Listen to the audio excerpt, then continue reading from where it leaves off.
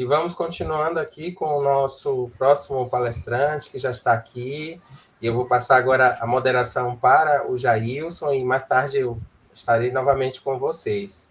Seja bem-vindo, professor Denis. Teu som, teu microfone. Obrigado, João. Bom dia a todos e todas. É um prazer estar aqui. Então, fizemos aí salto aqui do Amazonas para o Nordeste. Vamos passar para o Jailson.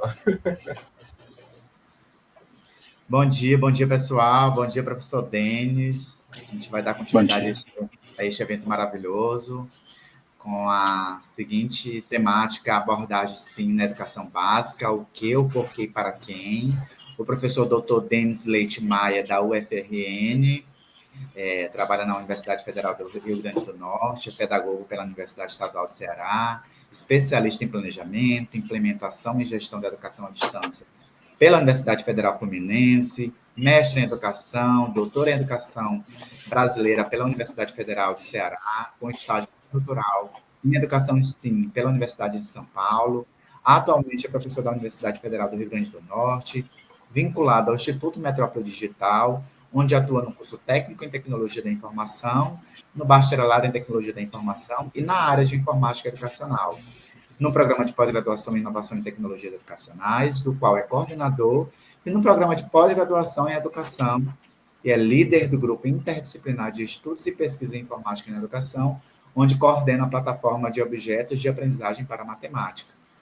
Professor, vou passar a palavra para você, faça uma boa palestra, a gente tem 1 hora de palestra, tá bom?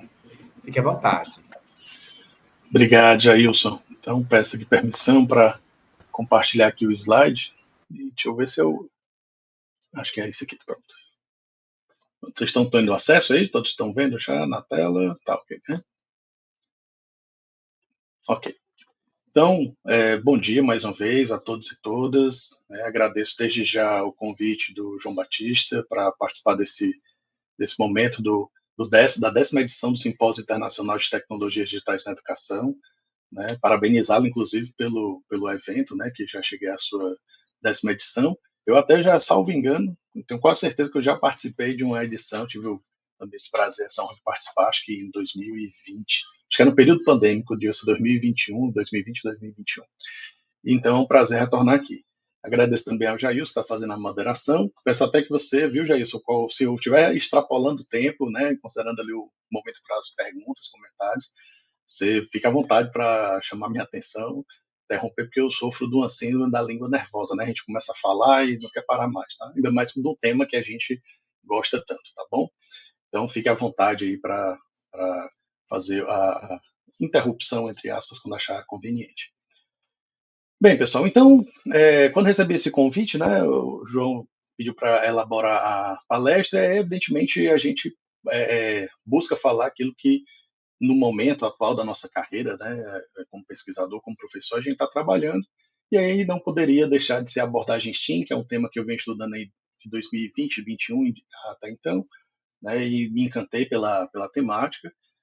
E o que eu proponho hoje para vocês é esse título, como já foi apresentado, está aí na tela, abordagem STEAM na educação básica. O quê, por quê e para quem, Por que essas perguntas, Porque nessa caminhada aí, de certa forma recente, em torno de 4, 5 anos, a gente percebe, e eu falo não só eu mesmo, as pessoas que estudam STEAM, sobretudo aqui no Brasil, de algumas incompreensões sobre o próprio tema, sem falar da própria disseminação e definição sobre o tema, sobre a abordagem, o que ela significa. Tá? Então, eu preparei essa fala para que a gente possa, então, conversar sobre esse tema e aí a gente possa entender se isso é para mim, considerando que acho que a maioria aqui devam ser professores, seja da educação básica, da educação superior e demais interessados, tá bom? Bem, o Jailson já fez minha apresentação aí, mas eu gosto de trazer essa imagem, porque acho que tem tudo a ver com o STEAM, no caso do Iron Man, então vocês estão vendo aí a semelhança que nós temos, o Tony Stark e eu, mas eu faço primeiro essa parábola aí, tem a ver com a própria ideia do que é ser STEAM. Será que tem que ser um gênio, um bilionário, um playboy, um filantropo, como o próprio Tony Stark ele é, A gente pode dizer que ele é um grande exemplo de um sujeito STEAM, né? Mas nesse caso eu estou me apresentando, né? Não sou gênio, mas sou pedagogo, né? Não sou bilionário, longe disso, né? Tenho mestrado em educação, né? Também não sou playboy, pelejo muito na vida, né? Doutor em educação brasileira e a gente até faz alguma filantropia, mas nesse momento eu atuo como professor da educação básica, técnica e tecnológica aqui na UFRN. E aí eu trago isso também para que vocês percebam a minha trajetória, né, enquanto pesquisador e por que eu defendo essa proposta de abordagem STEAM que eu vou trazer aqui para vocês, tá bom? Bem, mas vamos lá. Então, o objetivo aqui dessa conversa, né, que eu estabeleci aqui para a gente poder conversar, é estabelecer características, né, da abordagem STEAM para aprendizagem interdisciplinar, investigativa e criativa. Né? Então, eu queria que vocês atentassem sempre a essas três palavras: interdisciplinar, investigativa e criativa, porque vocês vão perceber que ao longo da conversa eles vão estar sempre surgindo, né, e rodeando ali o termo da STEAM, e intencionalmente, e aí eu já peço desculpa, mas intencionalmente eu não vou explicitar o que esse acrônimo, né, essas letras, essas 5 letras significam, para que a gente possa ter uma compreensão, e é como eu digo, uma concepção autorreferenciada de STEAM para a nossa realidade brasileira, tá? Nordestina, enfim, né, considerando o contexto que eu estou falando. E para começar essa conversa, eu acho que é interessante também, né, a gente lembrar, né, que as tecnologias educacionais, a gente pode classificá-las em 3 tipos, porque, né, quando se fala muito de tecnologias e a gente que atua com tecnologia educacional, eu acho que é fundamental que nós tenhamos sempre cuidado de classificar que tipo de tecnologias nós estamos falando. Porque muitas das vezes, quando se fala tecnologias, né, a gente só lembra daquelas que estão aí no centro da imagem, né, as digitais, as virtuais e eletrônicas. Sem dúvidas, né, que elas têm sido bastante disseminadas, né, têm impulsionado muito diversos setores da sociedade, mas a gente não pode esquecer que elas não são o único tipo de tecnologia, tá? Que a gente chama que são os instrumentos simbólicos e instrumentais. Simbólicos, que pode ser como software, a própria internet, e instrumentais, os equipamentos mesmo, né, o hardware, né, como o computador, o tablet, o celular, o smartphone, enfim. Tá? Então, acho que é importante a gente entender isso. Mas não podemos esquecer que tecnologias educacionais, e que eu estou falando de tecnologia de forma geral, e claro, educacionais entendendo no sentido aplicado para o processo de ensino e aprendizagem, ou de gestão, né, da educação, enfim. Mas além das digitais, a gente tem que entender também que dentre as tecnologias, incluindo as educacionais, existem aqueles também que nós utilizamos ao longo da história da nosso processo educacional, aquelas que a gente pode dizer que são tecnologias manipuláveis analógicas, como está aí na imagem, né, o lado esquerdo, o quadro, o livro, o papel, a caneta, o lápis, a régua, né, o transferidor, enfim, né, quem trabalha na matemática, o material dourado, né, a escala Cuisinert, enfim, né, todas essas tecnologias, que não pode esquecer que também são tecnologias, né, são instrumentos, daí a gente entende como elas instrumentais, porque são artefatos, né, a gente pode dizer assim, elas também são tecnologias educacionais e nós não podemos esquecer delas, né, porque ainda é o que está muito presente, ou deveria, essa é a que está mais presente, né, nas nossas escolas. E no outro extremo ali, do lado direito, né, essa é uma que eu gosto de caracterizar bem, que é também perceber uma tecnologia educacional, ou uma tecnologia, né, como processo e prática. Às vezes a gente não percebe que a gente também tem essa tecnologia educacional, que ela é organizadora, né, organizam os processos, né, a prática. E está muito ligada à nossa própria prática docente. A gente pode falar de metodologias ativas, por exemplo, né, para a educação. Se você sair da esfera educacional, você pensar em processos de gerenciamento, né, de produção, por exemplo, um engenheiro de produção, ele trabalha muito com esse tipo de tecnologia. Mas nesse caso, eu quero destacar que nós, professores, naturalmente nós desenvolvemos quase todo dia, né, esse tipo de tecnologia educacional como um processo e prática. E é nesse sentido que a gente vai pensar, e sim, principalmente focada nessa terceira vertente, vamos chamar assim, mas considerando a integração com as outras duas. E isso é o que me encanta, um dos aspectos que me encanta na STEAM, é perceber essa relação. Então, a primeira coisa que eu queria desconstruir que entender de STEAM tem que necessariamente pensar com equipamentos, né, de alta tecnologia, robótica, que se eles estiverem é ótimo. Eu costumo dizer que na educação a gente tem que querer tudo e tem que ter tudo, mas também entender que não necessariamente. Há casos em que esse tipo de tecnologia, como em qualquer outra prática, eu diria, não só em STEAM, ele não é essencial para a gente promover um processo inovador, né, de ensino e aprendizagem, tá bom? Então, eu gosto de ver a STEAM como uma inovação educacional, tá? Essa abordagem pedagógica, né? E aí que está ali permeando nela, né? Está ali orbitando sobre o termo, né? Aspectos, características como práticas investigativas e críticas e criativas. Né? E, Denis, por que você traz prática investigativa, crítica e criativa? Não é meio que redundante? Acho que poderia até ser redundante, né? E talvez a intenção é trazer mesmo a redundância para lembrar que não dá para a gente pensar numa prática científica, investigativa, né? Eu vou traduzir mais como sinônimo, sem ela ser crítica e criativa. Tanto que na própria BNCC, eu vou comentar isso mais na frente, a gente olhar ali para a segunda competência geral, ela traz justamente a competência científica, crítica e criativa. Por quê? Porque eu não posso pensar, como é que eu posso olhar para um problema cientificamente, né, investigar sobre esse problema, se me falta a habilidade da crítica, se me falta a criatividade para pensar em outras soluções ou adaptar soluções já existentes. Tá? Então, eu penso que elas devem estar sempre integradas. Além disso, também está ali relacionada à abordagem STEAM, a ideia de aprendizagem profunda, né, porque você vai se deparar sobre problemas, e aí já vou antecipar um ponto, né, que é a trabalhar problemas do mundo real. O professor João e a professora Luana, que me antecederam aqui, comentava até isso sobre práticas makers, né, e a aprendizagem profunda oportuniza isso. É que você lide sobre esses problemas e pense sobre eles, e aí esquecendo, eu diria quase que necessariamente, as fronteiras entre as áreas. Né? Porque quando a gente vai resolver um problema, a gente não lembra o que aprendeu numa quinta-feira, às 9 horas e 12 minutos do dia tal. Mas é o conjunto de habilidades, de competências que a gente vai desenvolvendo, né, e mobilizando ao longo da nossa formação acadêmica, né, escolar.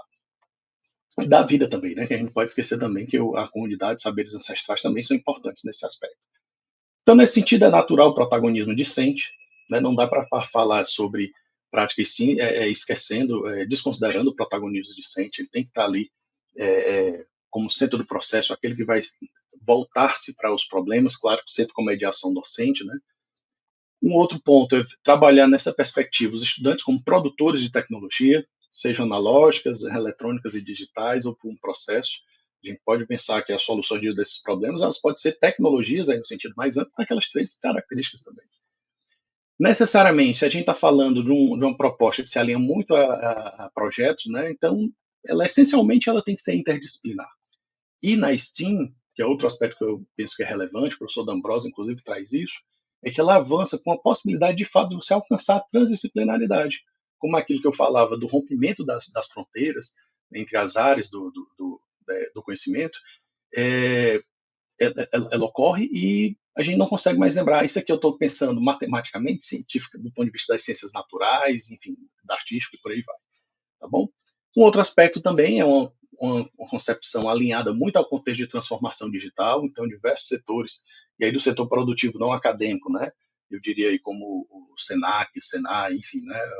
Setores da indústria estão muito antenados com essa abordagem, porque entendem que ela é um passo para você investir em carreiras relacionadas a áreas iniciais do acrônimo, mas, por outro lado, quer dizer que não devemos restringir também essa perspectiva, tá bom? De apenas formar pessoas para, o cara que vai ser um engenheiro que vai trabalhar na indústria.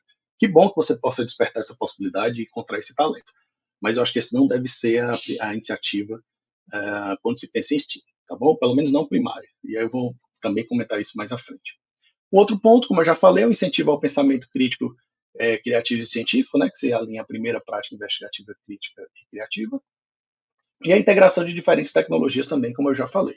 Então, esses são termos ali que emergem na STEAM e, no meu modo de perceber, caracterizam como essa inovação educacional.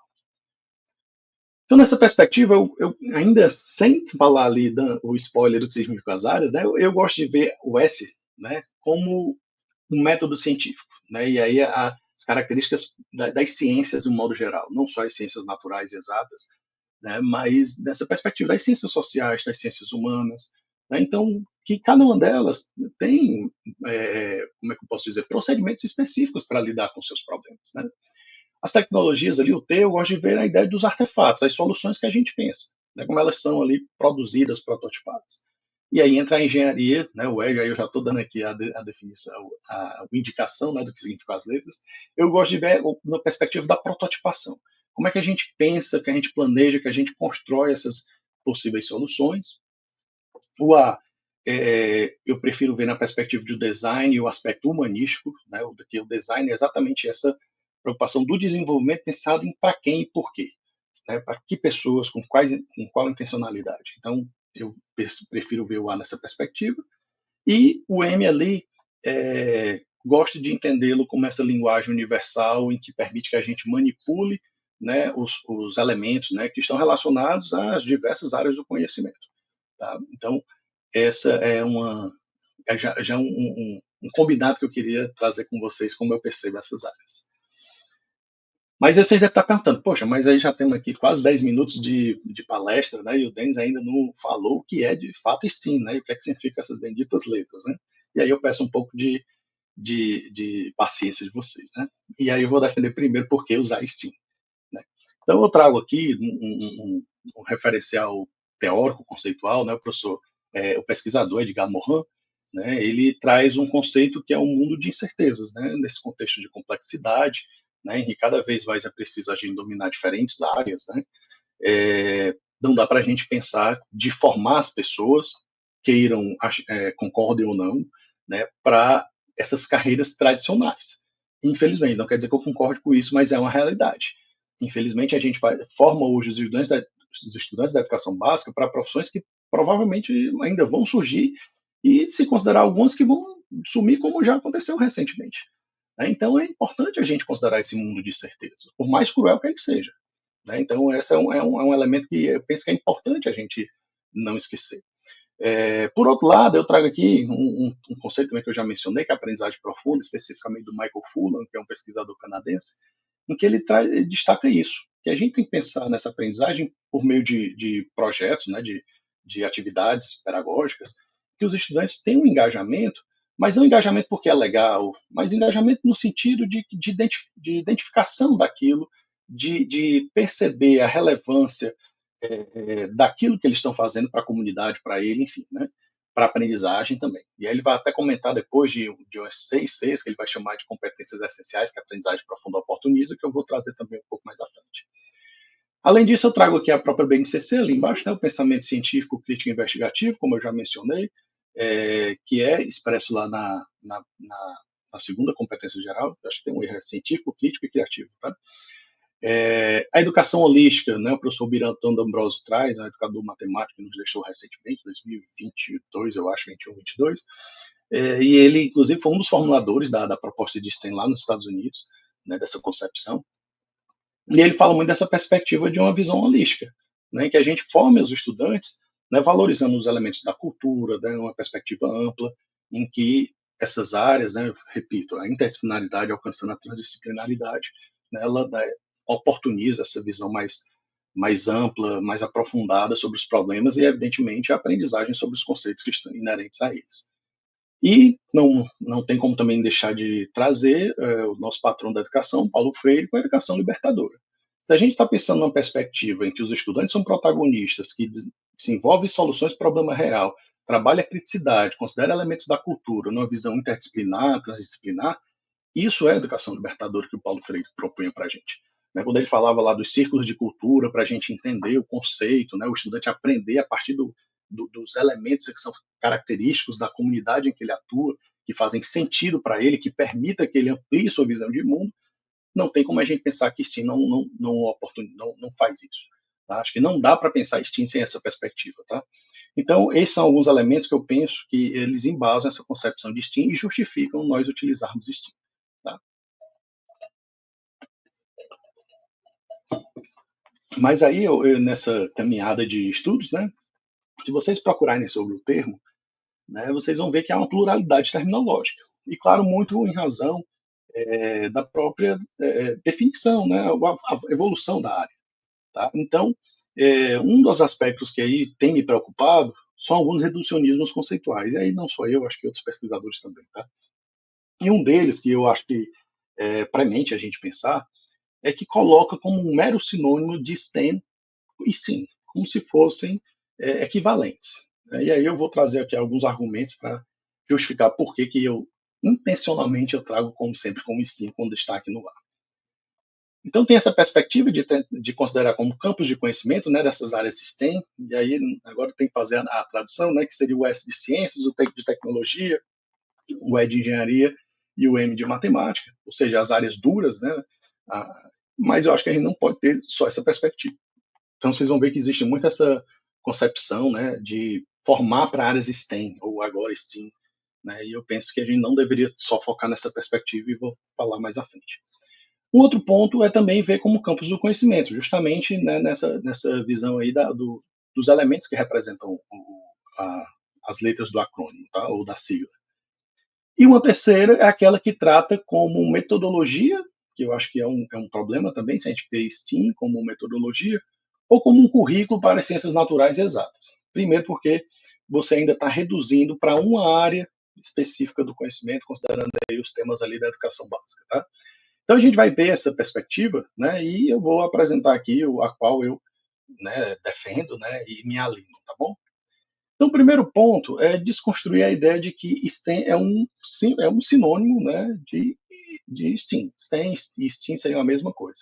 Aí eu trago essa imagem aí, né, para a gente pensar sobre, que, por exemplo, eu posso dizer que os Secos e Molhados é a mesma coisa que o Ney Matogrosso, né?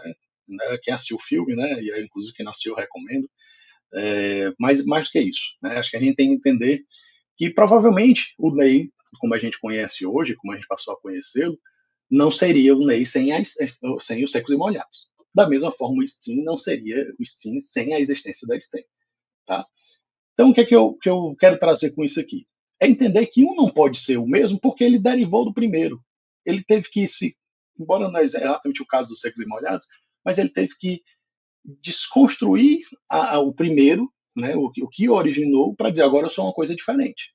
Eu discordo, né, e aí usando uma licença, né, para fazer esse paralelo, do que era antes para fazer essa perspectiva agora.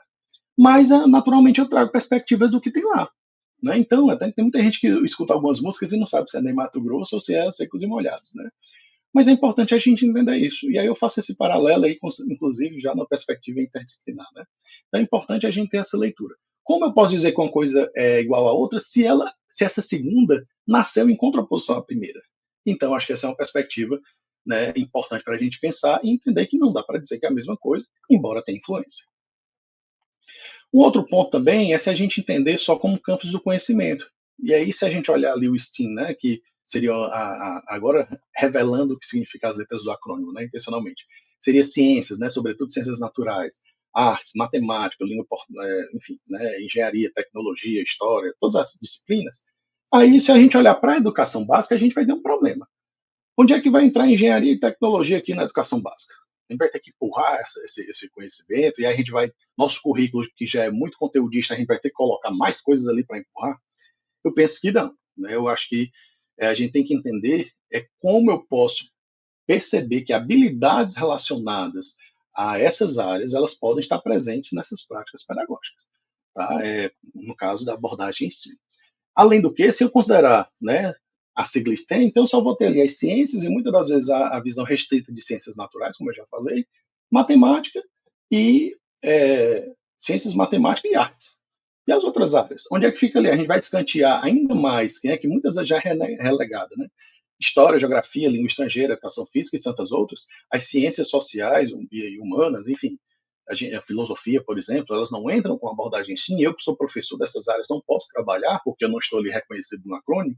Então, eu penso que também para a educação básica, sobretudo aqui na nossa realidade, a gente não deveria ter essa visão que, na minha perspectiva, reforça, ela é reducionista. Né? Então, a gente tem que entender como uma abordagem que explora o potencial dessas áreas, os modos de fazer e de acontecer dessas áreas, para que a gente trabalhe de forma interdisciplinar e transdisciplinar. Quando eu faço isso, não me importa se é disciplina, se eu sou um professor de língua estrangeira, professor de espanhol, e vou fazer uma prática em ensino. Né? Porque necessariamente as outras áreas elas vão surgir. Então, esse é um aspecto que eu acho que é importante a gente pensar. E o terceiro é aquele, né, como eu falei, que entende que ela seria uma metodologia ou um currículo, né, para trabalhar ciências naturais ou exatas. Então, de trás para frente, né, eu já meio que desconstruí, eu espero, né, que não dá para a gente entender que o S ali é só específico para as ciências naturais e exatas. Né, porque eu entendo que as ciências elas no sentido amplo. É tanto que a gente usa o plural, né? Ciências, tá bom? Para incluir as outras áreas, né? Que além dessas duas.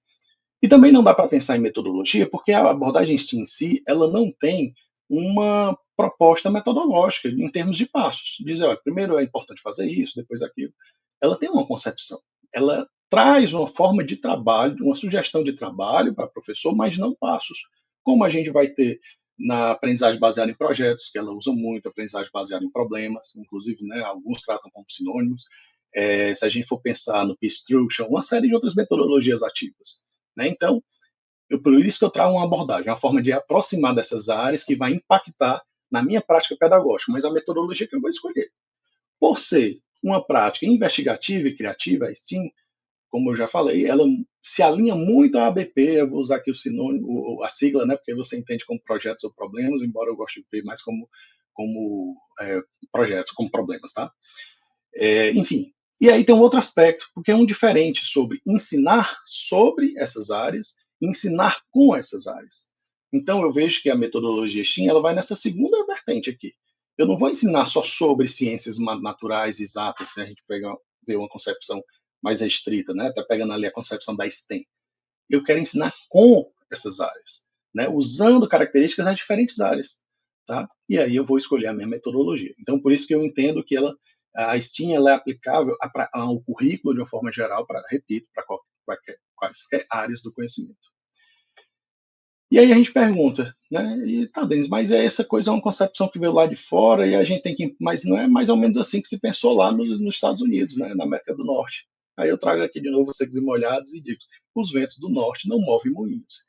E a gente tem que seguir sempre o que vem lá, importar os modelos que vêm de fora. Né? Inclusive lá mesmo já se repensa, né, essa concepção, né, da própria STEAM, né, do STEM. Então eu entendo que nós devemos voltar para a nossa realidade, entender nosso contexto e o que é que para a gente importa dessa perspectiva do STEAM. Né? Para quem não conhece, esse moinho, inclusive, fica numa cidade aqui do Rio Grande do Norte, em Macau. Né? Então, né, o que é o que a gente quer? Né? O que é que eu estou defendendo aqui? Né? É que a gente tenha essa abordagem STEAM autorreferenciada.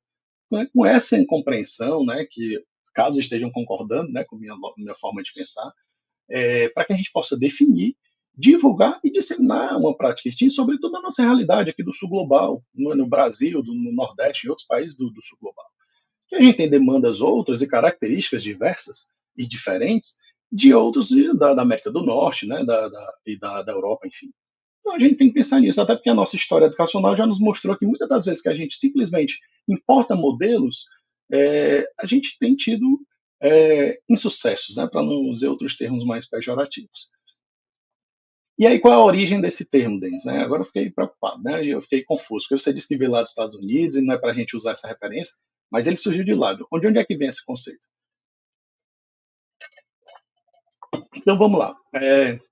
Acho que primeiro é importante a gente lembrar, quem não conhece essa imagem que está aí, né, esse artefato, é o Sputnik, que foi o primeiro satélite, né, artificial lançado no mundo pela União das Repúblicas Socialistas Soviéticas, lá no final dos anos 50. E ele foi um estupim para gerar o que a gente conheceu, né, na história, quando a gente estudou lá, da Guerra Fria. Né, o bloco capitalista, liderado pelos Estados Unidos da América, e o bloco comunista, né, pela antiga União Soviética. E é o que é que acontece? Com esse movimento, lá nos Estados Unidos, criou-se uma preocupação de que, olha, os soviéticos, os comunistas, eles estão muito à frente da gente do ponto de vista de desenvolvimento científico e tecnológico. A gente não pode ficar para trás. E aí culpabilizaram parte disso, né, na educação básica. Em razão desse contexto, lá nos Estados Unidos, eles propuseram o que a gente ficou também conhecido, né, como o movimento da matemática moderna, lá para os anos 60. Que era o quê? Que era trazer elementos mais formais da matemática para a educação básica, para que os meninos ficassem mais sabidos e dali fossem destacados e identificados, né, os talentos para serem futuros astronautas, pesquisadores, engenheiros da NASA. Né? Então existe muito esse movimento. No contexto aqui do Brasil, né, pensem aí que início dos anos 60, né, a gente viveu um momento da ditadura aqui no Brasil e que se importou muitos modelos dos Estados Unidos, inclusive porque foi um país que contribuiu para que o golpe militar que ocorreu aqui. Né? Então, esse movimento da matemática moderna, ele chega aqui no Brasil, e aí, claro, também não só no Brasil, em vários outros países, e aqui, nas palavras da Beatriz D'Ambrosio, pesquisadora sobre história da matemática, ela diz que foi um grande fracasso. A gente já tinha também as mesmas dificuldades em matemática que os Estados Unidos e outros países tinham, e com esse movimento ampliou-se o fosso, né, das desigualdades, né, de aprendizagem matemática. E até que, considerando lá nos Estados Unidos, né, alguns acham que houve algum sucesso no sentido de encontrar esses talentos, mas também não foi a expectativa gerada, né, desse boom de grandes engenheiros, né, enfim. E aí chega lá nos anos 2000, ainda nessa concepção, eu disse, olha, o problema é que a gente não pode também só focar em matemática, a gente tem que ver também a ideia da ciência, da tecnologia e da engenharia. Daí vem a ideia do movimento STEM, o currículo STEM. Né? Se a gente fazer uma tradução, é como se o STEM para ele significasse o que a gente chama de ciências naturais exatas, né? Sobretudo ciências exatas, principalmente. E aí surgiu esse movimento. Mas vejam que em ambos os movimentos focam-se o quê? Nos conteúdos, nas áreas específicas das ciências naturais, sem pensar no para quê, o porquê, para quem. E eu penso que isso é um avanço que a gente vai ter quando se pensa em STEAM. Então, no final dos anos 60, a gente tem essa trajetória do movimento da matemática moderna. Eu trago essas demarcações, na realidade, lá dos Estados Unidos, mas, como eu falei, ela acabou impactando em diversos países do mundo e aqui no Brasil, eu diria principalmente. Depois a gente começa a ver as discussões sobre STEM nos anos 90, 2000, e em 2010 surge a discussão sobre STEAM, e aqui no Brasil, acho que mais recentemente ainda, né, final dos anos 2010 e início de 2020, né, sobre essa concepção, principalmente com a ideia da cultura maker, né, aqui no Brasil, na perspectiva educacional. Então, vejam, essa é a minha preocupação. A gente, primeiro, não pode só importar modelos, e ainda mais modelos como esses, em que estão focados nas disciplinas específicas, né, em desenvolver os futuros cientistas, os futuros engenheiros, né, os futuros astronautas. Como eu falei antes, que bom que a gente identifica esses talentos. Inclusive, muitas das práticas STEAM, a gente oportuniza que os estudantes que não tinham essa perspectiva comecem a vislumbrar. E eu entendo que isso é importante. Por exemplo, existe muito movimento com STEAM, né, e para valorizar meninas, para que elas entrem nessas áreas das ciências, das tecnologias, as áreas STEM, eu vou agora usar intencionalmente. E eu acho que isso é louvável, né, porque historicamente isso era coisas para meninos e homens, né? Então, tem essa perspectiva, mas eu acho que a gente não pode só se alinhar, atrelar a ela, porque na minha perspectiva, eu acho que a gente incorre no mesmo erro do passado. Tá? Então, eu gosto da concepção de STEAM, né, muito alinhado à concepção do Papert, que ensinou para a gente há 60 anos, né, com a ideia do logo que ele apresentou lá, que Papert era um grande visionário, em que ele traz essa fala que eu destaco aqui para vocês. O papel do professor é criar as condições para a invenção, em vez de fornecer conhecimento pronto. Então, como é que eu posso pensar em aulas em que eu apenas dou o conteúdo, eu dou a aula e eu não oportunizo o estudante a pensar, a refletir, a inventar, a criar sobre, sabe? E isso não só repito, nas áreas de matemática, de ciências. Então, como é que eu posso pensar nessa perspectiva do estudante ser produtor? Né? Eu entendo que esse recado que o Papert nos deu, a gente ainda tem dificuldade de entendê-lo e implementá-lo. E eu vejo que a STEAM é um caminho. Mas, além do Papert, né, quais são as bases teóricas, né, da STEAM, nessa concepção que eu estou apresentando para vocês? E eu acho que é importante isso, para que também a gente não defenda como um mero modismo. Né? Isso é uma preocupação minha, porque se levantam, né, alguns modismos pedagógicos, aí, mas com pouco lastro teórico e conceitual. E eu penso que não é por aí. Tá? Inclusive, em relação à cultura maker, fazer aqui um adendo, né, tem que você está falando, parece muito com cultura maker, né, que a gente viu trabalhos na educação e tal. Eu acho que é um movimento importante, mas a minha preocupação é porque algumas vezes eu sinto que a cultura maker, pela origem dela também, que foi do faça você mesmo, né, ele deixa escanteado, eu não vou dizer que intencionalmente, tá? E justamente essa bagagem teórico-conceitual aplicada à educação. Tá? Porque se você fala cultura maker, você foca muito no fazer, vamos lá fazer, no ativismo. Mas não é só o ativismo que o próprio Paulo Freire, né, nos chamou a atenção a respeito. Mas vamos lá. E na STEAM, o que é que eu entendo como essas bases teóricas? Primeiro, a gente pensar ali no Dewey, né, que no início do século passado já falava dessa prática, né, dessa aprendizagem refletida, por meio da experiência refletida, melhor dizendo, de atividades laborais, né, da escola democrática, né, os estudantes atuando junto com os professores na solução de problemas, enfim. Então, eu vejo que o Dewey, inclusive, ele é a grande referência para todas as metodologias ativas que a gente fala hoje, como se fossem coisas novíssimas, mas o Dewey falava isso há 100 anos. Né? Uma outra perspectiva é o Paulo Freire nessa visão de uma emancipação, como um processo de emancipação dos indivíduos, né, por meio da educação. Porque agora, se eu sou protagonista, se eu penso em problemas do mundo real, é inevitável pensar nessa perspectiva da emancipação discente. Um outro lado, como eu já falei, o construcionismo do Papert, né, que ele coloca os estudantes nessas atividades em que o que eles produzem, que na época do Papert ele focava no computador, é exatamente o que a representação do que está na cabeça deles, né? Ele usa esse termo, né? Uma janela para a mente, né? Então eu vejo que quando a gente está trabalhando em STEAM, a gente faz exatamente isso. O que os estudantes propõem como soluções, seja analógica, seja digital ou um processo, é a representação deles sobre aquela solução do problema. E aí vejo quantos elementos nós, professores, né, podemos perceber da aprendizagem ao longo do processo e com o final do produto, mas principalmente ao longo do processo. E um outro que é um discípulo direto aí do Papert, né, que é o Mitchell Resnick, com aprendizagem criativa. Inclusive, quem gosta da cultura maker, eu sugiro, né, que se debruce mais sobre a aprendizagem criativa, porque, para mim, sim, ele traz uma perspectiva pedagógica para o que a gente chama de cultura maker. Né? Exatamente, não é só o fazer por fazer, né, mas o fazer com um propósito, né, com um problema, não necessariamente um problema do mundo real, como STEAM, né, mas em que os estudantes vão pensar e refletir a partir do espiral da aprendizagem. Se a gente for ver a espiral da aprendizagem que o Resnick traz, é muito semelhante ao processo científico, ao método científico. Pensa num problema, pensa como é que vai tratar esse problema, compartilha, faz o protótipo, reflete sobre o que foi produzido, compartilha as ideias, ou seja, é muito próximo ao que a gente chama do processo científico. Então, nesse sentido, as características da abordagem STEAM, né? Então, algumas eu já falei, a adoção de metodologias ativas, aí principalmente, né, vou destacar a aprendizagem baseada em projetos, a relação inter e transdisciplinar, né, acho que é essencial. Um ponto, problemas do mundo real e do cotidiano. A gente tem que pensar na STEAM, se eu quero que seja STEAM mesmo, uma atividade STEAM, ou melhor, um projeto STEAM, ele tem que ser um problema real, né, para que os estudantes pensem sobre aquilo e gerem esse engajamento que eu falei antes. É aquela concepção que alinha a perspectiva do Paulo Freire. Ele vai ampliar as possibilidades do próprio professor, além do estudante, né, em termos de práticas, de possibilidades pedagógicas.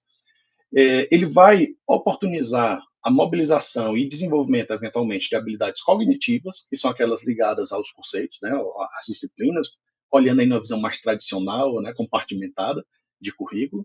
Vai permitir habilidades técnicas, que eu também entendo que elas são essenciais, né, a gente ter a oportunidade de aprender coisas que de manuseio, né? Não é só saber fazer, mas o saber teoricamente, mas saber fazer e aplicar daqui.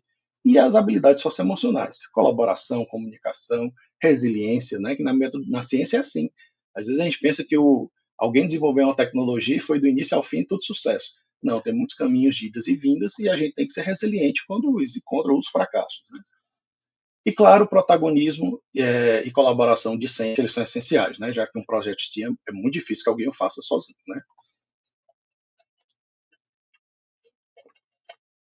E aí, lá no início, vocês devem lembrar que eu falei do Michael Fuller, né, da aprendizagem profunda, e ele traz justamente essa ideia de que nessa proposta de aprendizagem, a gente pode desenvolver esses 6 Cs, né, que ele vai dizer que são competências essenciais para o século XXI, que é a colaboração, comunicação, criatividade, pensamento crítico, que já são um pouco mais conhecidas, né? Mas eu destaco também, que ele acrescenta a cidadania, essa ideia de pertencimento da comunidade, né? Uma comunidade, inclusive, global, né? E a educação de caráter. Eu acho que essa também é uma que a gente tem perdido muito, né? De entender o que eu faço com ética, com responsabilidade social, com cuidado ao outro, com respeito à diversidade, à pluralidade, né?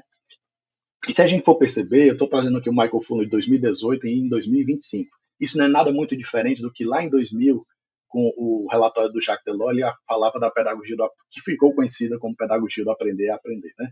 Era aprender a ser, aprender a conhecer, aprender a conviver e aprender a viver. Né? Enfim, eu acho que é importante a gente ver essas coisas. A gente vai sempre remontando esses elementos, que inclusive tem aquele laço teórico que eu trouxe antes, e a gente não avança. Então, eu penso que a STEAM ela pode oportunizar isso. Tá? Além disso, é uma perspectiva alinhada à BNCC também, como eu já tinha comentado, ali a segunda competência geral, pensamento científico, crítico e criativo, e veja o que diz lá na BNCC. Concordo ou não com ela, com as críticas que são cabíveis, mas é o que está regindo o nosso processo, né, educacional formal, né, da educação básica. Então, o que é que diz lá? Exercitar a curiosidade intelectual e recorrer à aprendizagem própria das ciências, no plural, incluindo a investigação, a reflexão, a análise crítica, a imaginação e a criatividade, para investigar as causas, elaborar e testar hipóteses, formular e resolver problemas e criar soluções, inclusive tecnológicas, com base nos conhecimentos das diferentes áreas. Então vejam que, para mim, essa quase uma descrição, né, do que eu venho falando aqui da própria STEAM, na perspectiva que eu entendo dessa abordagem, né, que ela não se liga a uma disciplina. Então, quando eu falo de STEAM, o que é que eu estou oportunizando, né? Olhando aí de mais uma vez para as siglas, né, que compõem, para as letras que compõem o acrônimo. É olhar ali para o S, que das ciências, agora também já vou dar o spoiler do significado, mas quando o estudante ele está indagando, ele está predizendo, ele está experimentando algo, concluindo, e eu não preciso fazer isso só nas ciências naturais. Eu posso fazer isso na disciplina de geografia, de história, que são ciências humanas. Eu posso fazer isso, inclusive, na matemática, que está representada lá no M. Né? Quando eu olho ali para o T, eu gosto da gente pensar em oportunizar que o estudante esteja identificando, inovando, desenvolvendo, melhorando, né? Essa ideia de artefatos, né? De soluções. Para o E, que seria da engenharia, né? O T é de tecnologia, né? E o E de engenharia. Quando a gente está ali projetando, planejando, construindo, avaliando, veja, é a gente pensar em características do que um engenheiro ele realiza, né? Sem ser um engenheiro, sem estar estudando necessariamente engenharia. Né? E nas artes, né? Então, quando ele está ali imaginando, expressando, criando, apreciando, e eu incluiria, ele está refletindo sobre o contexto social dele, porque a arte a gente deve entender numa perspectiva ampla, dessa perspectiva das humanidades, né? Da perspectiva filosófica, inclusive, tá? E do design, enfim, tá? E o M, quando os estudantes estão definindo, formulando, resolvendo, verificando, que é a forma da linguagem que a gente vai interpretar a realidade, né?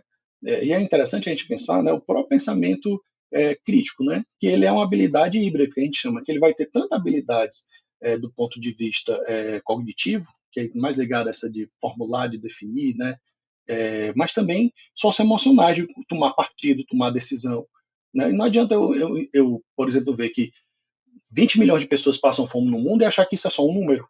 20 milhões de pessoas, isso não me incomoda, sabe? Então não é só um número. A gente não pode ter essa perspectiva, porque senão a gente volta para aquela ideia lá de ver só como as áreas para desenvolver os futuros astronautas, engenheiros e tal. Nada contra isso.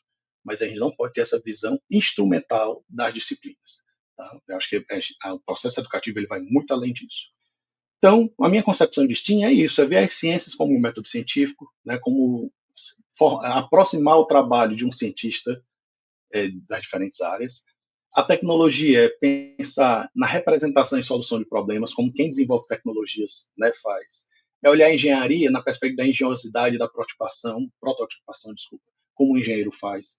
É olhar as artes nos aspectos humanísticos de design, como um artista faz. E olhar a matemática como propriedade dos fenômenos, como um matemático faz. Mas eu não preciso ser um matemático, eu não preciso ser um cientista ou querer ser um tecnólogo, enfim.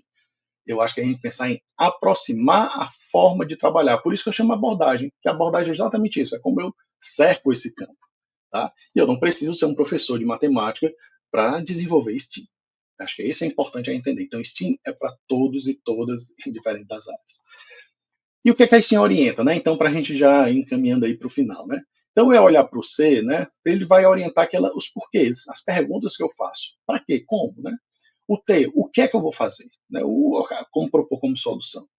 O E é o como eu vou fazer isso, como eu vou prototipar. O Arts, para quem? Né? Para quem que eu vou fazer, para a minha comunidade, por que isso deve ser feito? Né? Vou fazer só porque alguém quer chegar em Marte primeiro agora. Né? Não, mas qual o ganho que isso vai dar para a sociedade de forma geral? Né? E o M, com isso, com essas ferramentas, com essas linguagens, eu consigo operacionalizar esse problema. E aí eu vou trazer aqui rapidamente um exemplo hipotético, né, para a gente entender esse conceito que eu trago. Né? Pense num problema de estudantes do primeiro ano do ensino médio, como eles trabalharão sobre segurança hídrica num município do semiárido nordestino. Tá? Então, vejam. Então, eu vou olhar para as ciências, né? Eu vou ver ali o porquê. Né? Então, ele vai fundamentar o projeto, a pesquisa. Né? Então, ele vai elaborar, vai ajudar na elaboração da pergunta norteadora.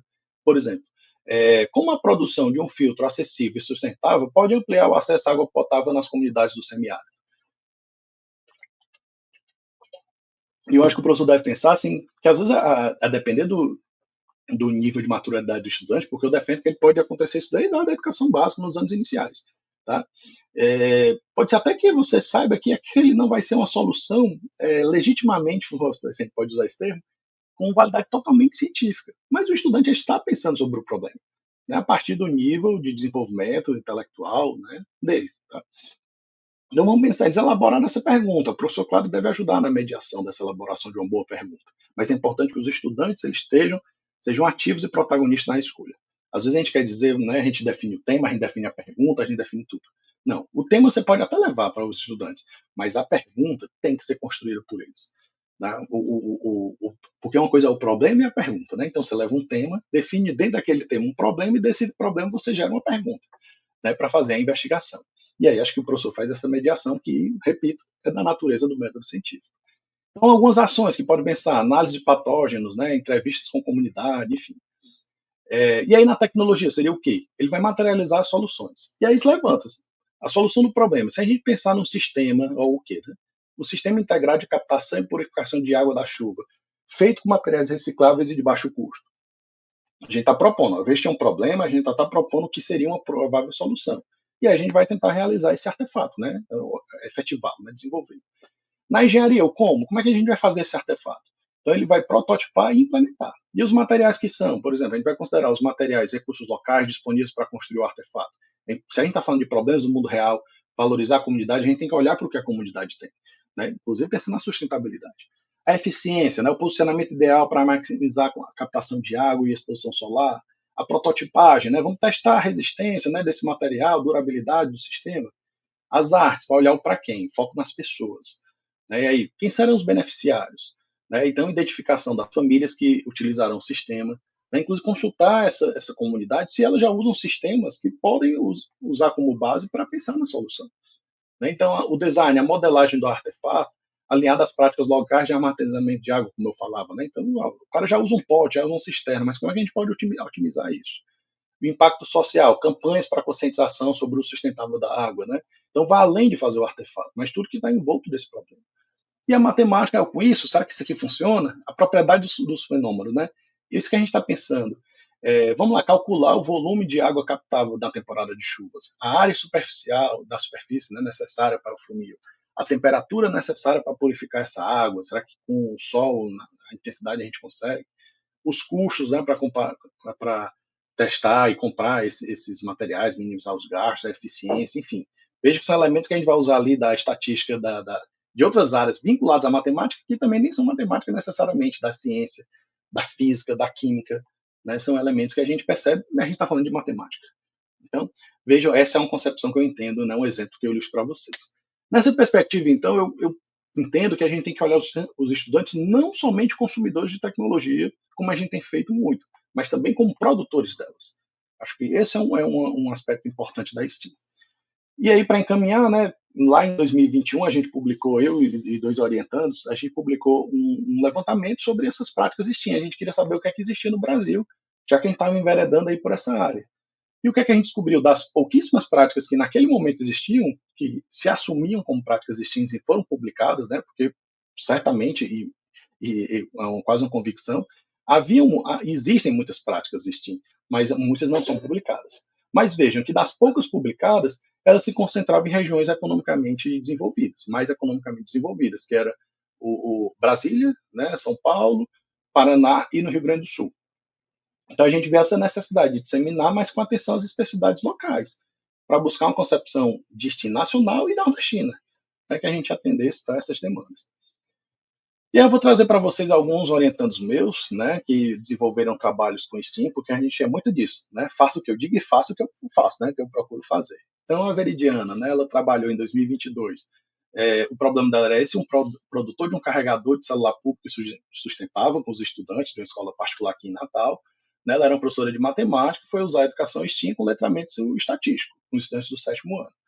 Então ela, né, foi fazer com eles foram fazer o protótipo desse carregador sustentável, testaram energia eólica, energia solar, porque eles estão fazendo os testes nas placas, né, para captar a luz solar, né, para ver o potencial de carregamento. Eles estavam fazendo cálculos de eficiência, né, quanto tempo demorava para carregar, a angulação da placa, aqui os registros, olha, o vai e volta, né, a resiliência, olha, tem isso que está errado, refez esse cálculo, enfim, né.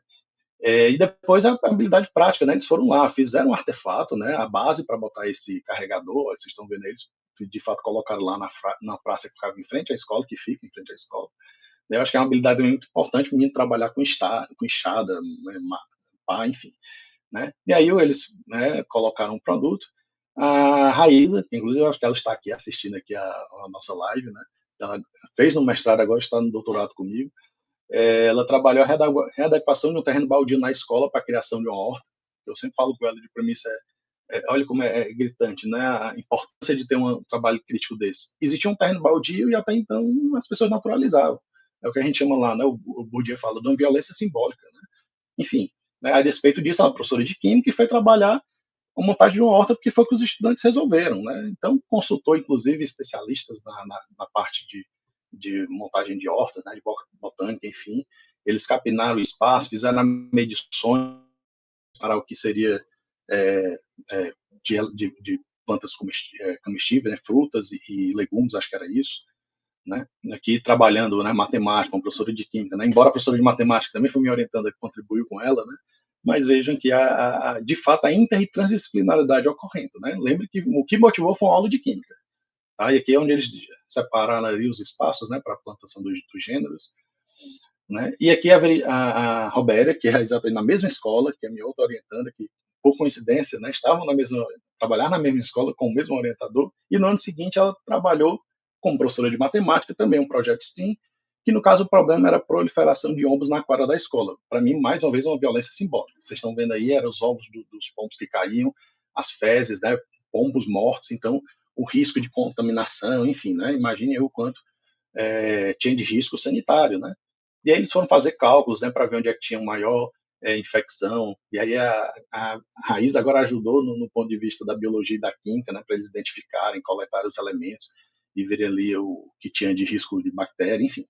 Né? E viram que, embora fosse uma área pequena, mas era um espaço significativo que era próximo ao gol, onde o goleiro se joga no chão para pegar a bola. Né? Então, eles fizeram ali alguns cálculos, né, para tentar solucionar o problema, identificar por que os pombos iam para lá, foram ao redor da escola, né, identificar, e aí encontraram um lixo, né, ao redor da escola, que é algumas imagens, né, e veja que interessante, né, de novo, uma aula de matemática e fugiu, né, ou seja, sai da matemática, né, transpõe a barreira, e aqui eles fizeram um protótipo que identificaram que o gavião é um predador do pombo. Eu aprendi com isso, que eu mesmo não sabia. E aí pensaram, aqui já com elementos de eletrônica, um sensor de presença que quando o pombo passasse perto emitisse o som do gavião para ver se espantava. E aí eles iam lá ver quantos pombos tinham sumido. E é interessante ver porque talvez não tenha aquela validade científica, mas eles pensaram cientificamente sobre esse problema, né? E aqui eles fazendo o protótipo dele, né, as medições. Um outro orientando, a Estela, que trabalhou com o desenvolvimento de habilidades socioemocionais com os estudantes com altas habilidades, aqui no Instituto Metrópole Digital, onde eu atuo. E eles pensaram num problema que eram dois, né? Eles dividiram em dois grupos, mas o tema era acessibilidade e pensaram um tênis para pessoas cegas, com sensor, né, de proximidade, e uma impressora Braille de baixo custo.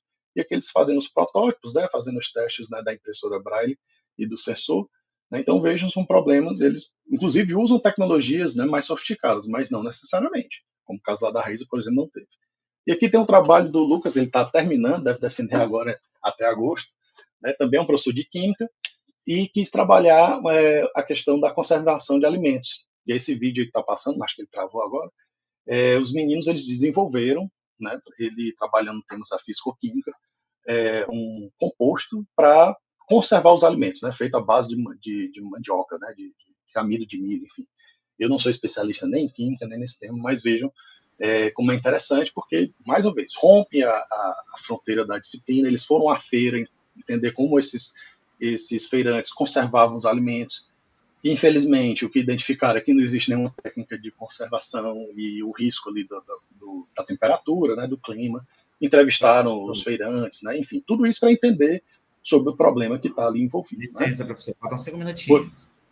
Tá bom, desculpa, viu? Estou encerrando já. E aqui tem um dos protótipos que eles fizeram, né, do lado esquerdo, essa mistura aí amarela, que já foi um protótipo também de algo para conservar esses alimentos. Né, aqui os estudantes pensando ali nas soluções, né, do que eles iam trabalhar. E o em andamento, né, então tem um trabalho da Giluísa, que vai trabalhar com interdisciplinaridade em STEAM com estudantes de pedagogia, a Raíza, que também, né, vai trabalhar no doutorado de desenvolvimento profissional de professores no ensino médio, o Francisco, que vai trabalhar abordagem STEAM e a relação na proficiência matemática nos anos finais, por meio das avaliações externas, A Lidiane e a Meire, que embora não trabalhem STEAM diretamente, estão trabalhando aprendizagem criativa e matemática, mas numa perspectiva também investigativa e criativa. E as outras duas de doutorado, que também estão começando agora, vão pensar o pensamento algébrico, né, com os estudantes e com professores, nessa perspectiva também investigativa e criativa, não necessariamente STEAM. Tá?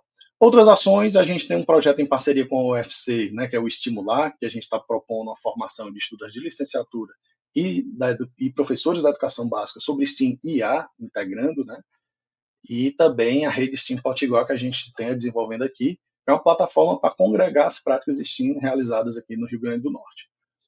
Como eu já falei demais, já passei o tempo, já me deu o carão, merecidamente, né, eu vou aqui fazer então... Mas eu já estou encaminhando. Então, as considerações preliminares, né? Porque acho que a gente para não acabar nossa conversa aqui, é interessante perceber como a STEAM ela promove essa interação em diferentes áreas, para além dos saberes dos campos profissionais, abarcando experiência. Então, não é que a gente, nessa perspectiva, precise negar aquilo. Só não é a ênfase que a gente deve dar, e sim na interdisciplinaridade. Superar a visão instrumental dos conceitos disciplinares, eles são usados não é só para passar na prova, não é só para fazer os grandes cientistas, mas para a gente desenvolver enquanto cidadãos, né, enquanto pessoas. Né. Oportunizar o desenvolvimento de habilidades cognitivas, práticas e socioemocionais. Ela é disponível para todos os níveis e etapas da educação, claro, considerando o nível de maturidade intelectual dos estudantes. Né. Alcançar a transdisciplinaridade, mesmo tomando como ponto de partida um componente curricular, e não quer dizer que para isso eu tenho que considerar todas as áreas, porque eu diria que isso é quase impossível, né, mas você pode pensar pelo menos em atividades STEAM. E gera um engajamento discente por explorar problemas do mundo real, né, obrigar ao contexto deles. Então, isso acho que é um engajamento real, que é intrínseco, sabe? E demanda necessariamente uma flexibilização do currículo e apoio ao professor, porque, de fato, são trabalhos hercúleos, que às vezes demandam, inclusive, se a escola não tiver os equipamentos, de adquirir, independente de serem essas tecnologias de ponta. Mas existem esses outros custos também. Mas aqui, no nosso entendimento, a gente está identificando, por meio desses trabalhos que eu apresentei, que tem dado resultados bastante positivos em termos de mobilização de habilidades, né, enfim. Eu agradeço, estou aberto às questões, peço desculpa aí o tempo que eu excedi, que acho que agora só tem 2 minutos. Nesse QR Code está o link para essa apresentação, e o link também está expresso aí, para quem quiser, fique à vontade para usar, compartilhar. E estou à disposição, Jailson, e peço mais uma vez desculpa aí se eu demorei muito. Nada, que isso, professor. Parabéns pela palestra, é muito bom ouvi-lo. É muito legal falar sobre STEAM, porque STEAM a gente traz, né, a capacidade crítica, né, do aluno. A gente coloca o primeiro ponto, a capacidade crítica de resolução de problemas reais. Né, isso é muito interessante no dia a dia dos nossos alunos. Eu trabalho com alunos público-alvo da educação especial, então a gente trabalha um pouquinho de STEAM também em sala de aula, junto com os alunos da classe regular, para que eles promovam, né, e essa questão da empatia, do desenvolvimento de habilidades com esses alunos autistas, deficientes físicos, deficientes visuais, entre outros. Muito legal. Eu vou ler aqui algumas perguntas que entraram no chat para o senhor. A primeira é que seu slide foi maravilhoso. Onde foi seu slide, professor? Estou perguntando aqui. Que slide maravilhoso. E a Kátia, a Mônica, perguntou como o senhor percebe a promoção do STEAM no período da sala regular, com o currículo que as disciplinas não conversam e com as aulas com horários limitados. Perfeito. Eu acho que, como eu falei ali no final, acho que esse é um grande desafio. Kátia, não foi que fez a pergunta? É Kátia? A Kátia, é isso. Pronto. Viu, Kátia? Acho que esse é um grande desafio, mas ele não pode ser o elemento que nos impeça a fazer. A peleja grande, né? Infelizmente, a nossa profissão ainda tem muito isso. E eu entendo que você pensar nessa relação com os professores é uma forma de provocar essa abertura entre os professores e ampliar a possibilidade de aulas, porque realmente eu acho que a própria Raiz, acho que ela tinha encontros bem reduzidos com os estudantes, né, porque era professora de química, enfim, a parceria com professores de matemática, acho que era professor de física também, agora não vou lembrar que ela teve parceria, então ampliava a possibilidade dela ter contato com os estudantes. E o que é interessante, como os estudantes começam a se encantar com os processos, eles querem ter mais momentos com isso, né? Então, eventualmente, você pode pensar em momentos contra turno, e esse movimento é aquele de convencimento por dentro. A gestão percebendo com os resultados positivos é uma forma da gente ganhar mais apoio para isso. Mas eu entendo e concordo com você que é muito difícil. Nossa educação é muito conteudista, né? Por isso que, como lá na minha fala eu trouxe, né? A gente tem que ver a STEAM não só enfocar as disciplinas, porque se for isso, a gente só vai focar no conteúdo de novo, é uma forma bonita de abordar a ciência e matemática. Acho que não é nesse o sentido. Mas é isso, essa é uma das pelejas e é mostrando os resultados que acho que a gente consegue, né, ganhar esse apoio e pensar nessas outras coisas. Tá? Mas eu concordo com você, é um desafio. Outra pergunta, professor. Como é que o senhor percebe o STEAM aplicado com professores que não estão preparados para isso? Pronto, isso também é um outro ponto. Por isso que a gente está com esse projeto do Estimular e da rede STEAM Potiguar, que é uma forma de disseminar, porque às vezes tem até professores que fazem nem sabem o que é STEAM, né? Faz um projeto, e aí eu faço uma observação que nos orgulha muito, embora eu seja cearense, mas já sou um potiguar de coração, né? Eu sou um potirense, né? O Rio Grande do Norte, né? Não sei se vocês conhecem, existe a Feira Brasileira de Ciências e Engenharia, a FEBRAS, né? Uma feira que já tem seguramente já tem umas 23 edições. E o Rio Grande do Norte, proporcionalmente aos habitantes, é um dos estados que mais tem finalistas na FEBRAS. O que é que isso indica? Que existem professores fazendo essas práticas STEAM, até sem saber que é STEAM. Né? Então, se você olhar aqui na região oeste do Rio Grande do Norte, ali em Mossoró, tem muita prática STEAM e escolas estaduais, públicas, que não tem nenhuma estrutura privilegiada comparado às escolas. Tem escolas em Tibau, né, que fica ali na fronteira com o Ceará, que tem projetos assim super interessantes, é uma escola pequena. Sabe? E eu não quero defender com isso que a gente tem que ter o mínimo, não, a gente tem que querer tudo. Mas entender que quando a gente está convencido da proposta, a gente consegue fazer coisas interessantes. E aí esse movimento, a gente vai formando, falando com a linguagem do professor, convencendo mais gente. Né? Isso que eu estou fazendo aqui, com esse momento, eu espero que é uma espécie de militância. É mostrar que você sinta-se disponível, apto para fazer esse tipo de prática. Tem as dificuldades, como a gente já sinalizou, tem, mas os ganhos a gente tem percebido que são muito interessantes. Do mais, professor, é só elogios falando sobre a sua prática, sobre a sua palestra. Parabéns pelas suas palestras, pela objetividade, pelo trabalho, pela educação. Falaram também que trabalham com o STEAM junto ao construcionismo. Falaram dos seus slides, parabenizaram o senhor pela sua disposição, pela abordagem, pela clareza na fala. E é isso, professor. E pediram para colocar novamente o QR Code na tela, que eles querem já baixar o seu slide. Tá, fica à vontade. Pode botar até meus contatos também, se alguém não conseguir, depois pode mandar um e-mail, eu compartilho com o maior prazer. Essa é a forma da gente disseminar isso, sim, essa é a intenção, para que a gente tenha mais professores sintam-se aptos para isso. E agradeço a oportunidade e o momento, né? E que bom que gostaram, né? E fica à disposição sempre. Jailson e João Batista fizeram o convite. Obrigado mais uma vez, parabéns pela palestra, muito obrigado pelo conhecimento. A gente, enquanto Cipós, a gente agradece muito a sua participação. Obrigado. Até mais.